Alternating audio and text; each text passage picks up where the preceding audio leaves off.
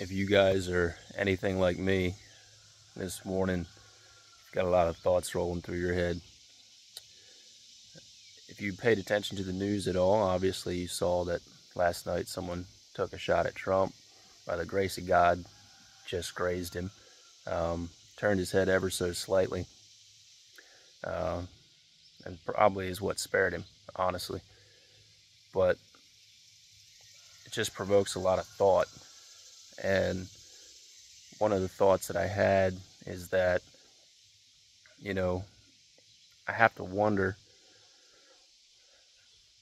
if something like this would have happened had the election gone the other way in 2020. Now, obviously, there was a lot of issues with the election, rigged, stolen, fraud, whatever you want to call it. But I'm thinking specifically towards the Evangelicals, church folks, of which I'm a part. But how many people sat home and didn't vote last year or, prior for Trump because they were sitting on their self-righteous high ground?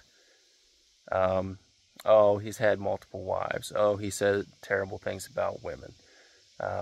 He's not, saved. He's not this.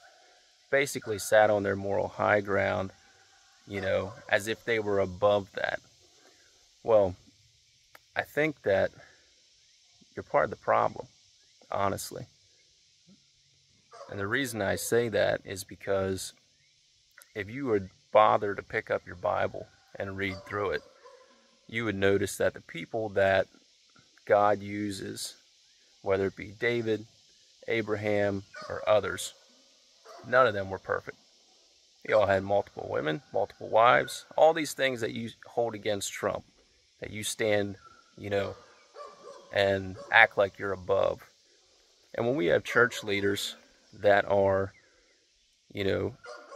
putting stuff like this out across the pulpit, discouraging people from supporting someone that is very clear that God is using, then I think that there's a problem.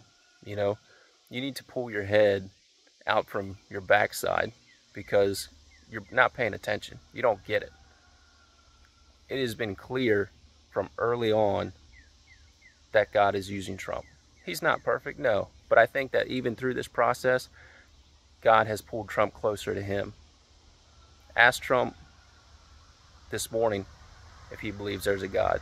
Guaranteed he does, and he has for a while. It's been obvious.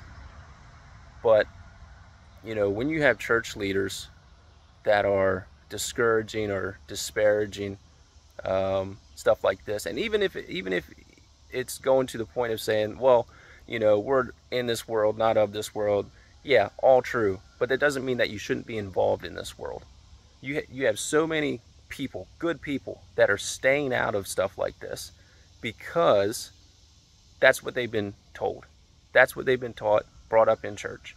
And I'm not saying that is necessarily wrong, but if you don't think that believers and people who have a good moral compass should be involved, who does that leave to run this thing? Because clearly we are fighting evil here. It is very, very clear that we are fighting evil. And if you can't see that, even from 4 years ago, if you can't see that, there's a problem. I mean, where your headspace is so far off.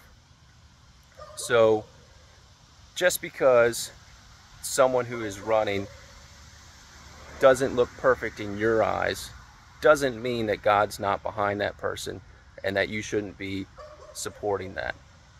You can't have church leaders that are standing up and speaking against that.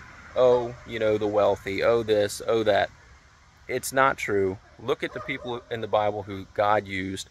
It's no wonder that people like Andrew Tate, who used to claim to be Christian, now Muslim,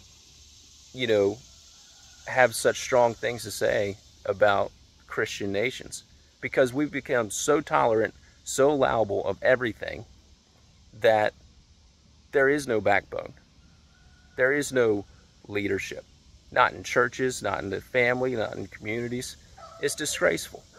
And so now we have a man who is the embodiment of leadership, a strong man, willing to die literally for the principles that he stands on. And people can't get behind that because they're on some self-righteous high ground. You should be ashamed of yourself.